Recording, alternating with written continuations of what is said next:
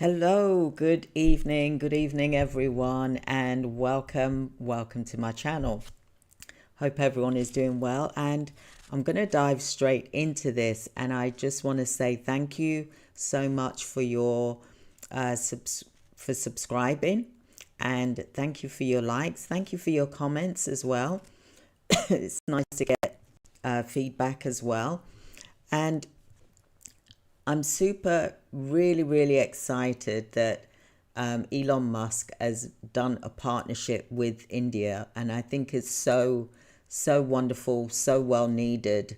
And I take my hat off to India. Well done.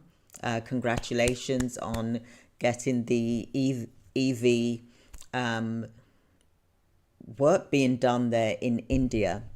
And I think it's going to work really well for both parties, for example. Although I'm not, an expert at EV, for example, but it really will bring India into another level than what it is already. And I'm really super excited for India for that. And it's going to increase, it's going to be the largest market by 2030, for example. So it's creating jobs, it's creating a lot of new infrastructure innovation in India. So I'm super happy for you in India. So congratulations on getting the contract with Elon Musk to do the cars and things like that. So today I'm going to be talking about Elon Musk, and love him or hate him, at the end of the day, is a businessman, and what he's achieving is phenomenal, really. Although there's some things happening negativity wise, but I'm also trying to focus on the positive things that I'm seeing, and that's why I said tonight, congratulations to India for winning the partnership with Elon Musk, and also the Prime Minister Modi as well. Lovely gentleman, absolutely wonderful, peaceful man. So congratulations.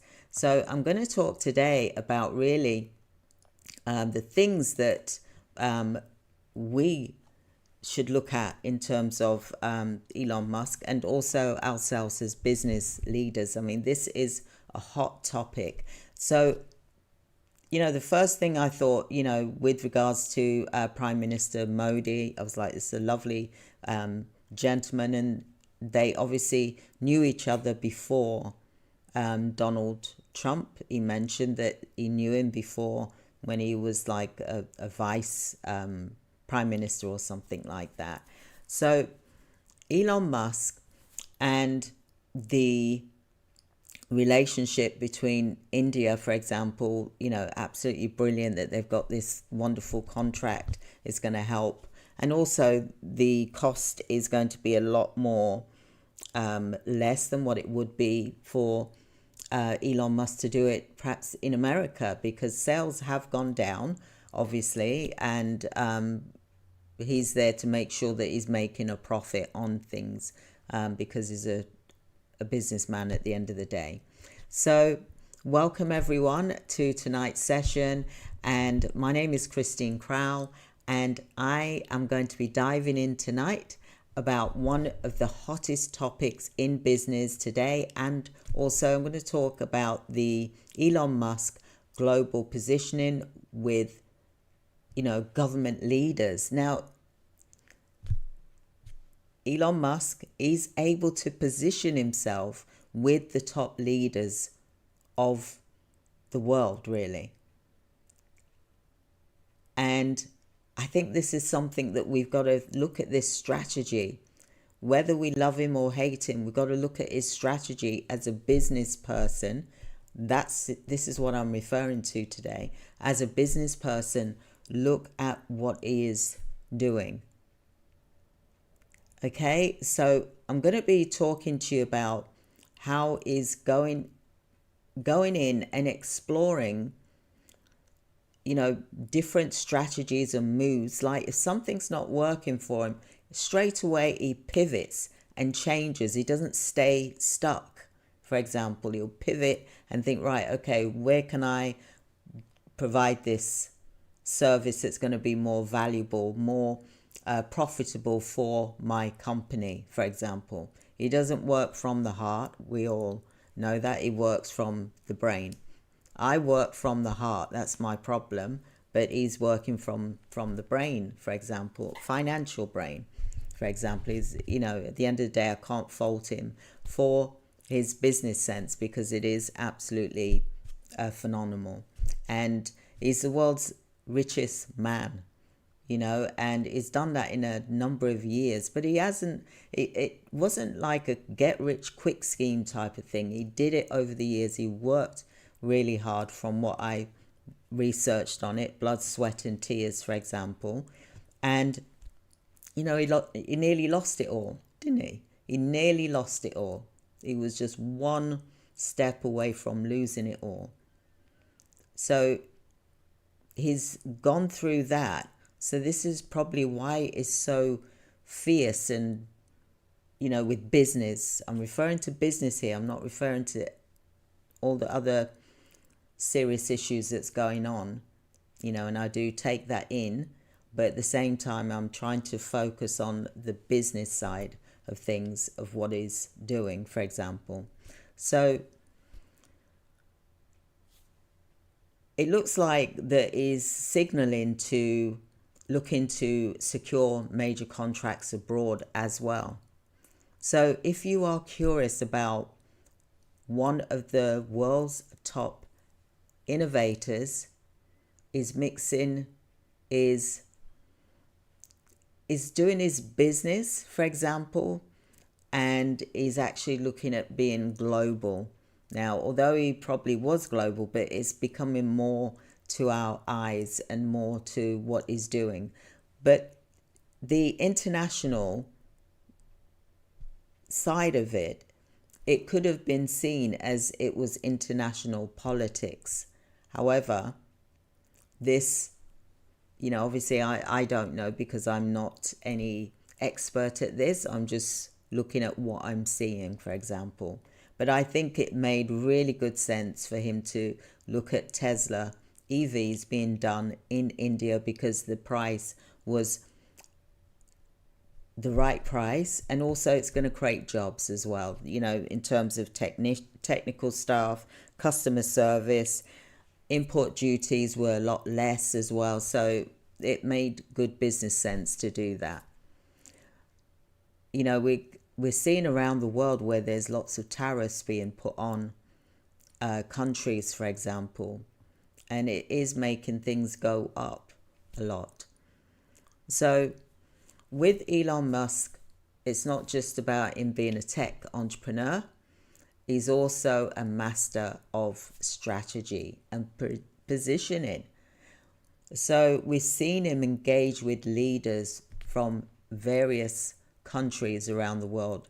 And today I'm going to be talking about some of his strategies we need to be looking at using, for example, and learning these strategies that's made him be able to maneuver in such a way that he gets the results that he sets out to do, for example. So first of all, let's look at the big picture here. Global positioning, Elon Musk, right? He has the knack of blending technology, innovation, and he makes bold business moves that no one usually does. So recently he's been seen with, himself, and also there's various government leaders around the world. So this isn't just about PR, it's about positioning himself and his companies for huge opportunities, including government contracts as well. Because we can all have contracts around the world. It doesn't stop us just because we're in our location of where we are, doesn't stop us from applying for contracts in that country, for example. We just got to comply with that country's laws, for example. So some strategic partnerships that Elon Musk is doing is known for forming those strategic partnership, and it gives his company a competitive edge by engaging with government leaders. He's not only expanding his influence, but also setting the stage for potential contracts in emerging markets. So this could be an example is, let's zoom in on India, for example, and congratulations to India again for winning and, having the Tesla cars built in India, because that's going to create jobs, it's going to create new positions, it's going to be create better profit for Elon Musk, as well as people will receive, good wages, for example. So I'm super happy for India for that. So recently there was Musk companies have been exploring opportunities there. And whether it's, electric vehicles, EVs, or satellite technology, for example, India represents a massive market. India is coming up strong, I believe now. I think this is going to make them even more stronger as well. So Musk positioning himself to win lucrative contracts, lucrative business deals, for example. This is a sign, right, that he's able to point in the right direction. So this is an opportunity for India, but it's also an opportunity for Elon Musk as well. So there is, for example, with Musk, he has really done a calculated risk to secure long-term benefits. So he wants a long-term relationship with India as well. And he's building relationships around the world like this. And this is how he builds and gets stronger and stronger. And let's face it, it must be difficult to be the world's richest man in the world, because he's probably frightened that someone else could, get in front of him. So I just drink my tea. So like with, because before it was Jeff Bezos that was in front, and then suddenly, boom, Elon Musk jumped ahead, for example. So there must be this competitive edge in him to have to keep going and going and going and growing and growing and just not stopping. I mean, does he sleep? I don't know. Probably sleeps for about 2 hours, 4 hours a night. I would love to know if anyone knows how long he does actually sleep for, because, he's making sure that he's doing these deals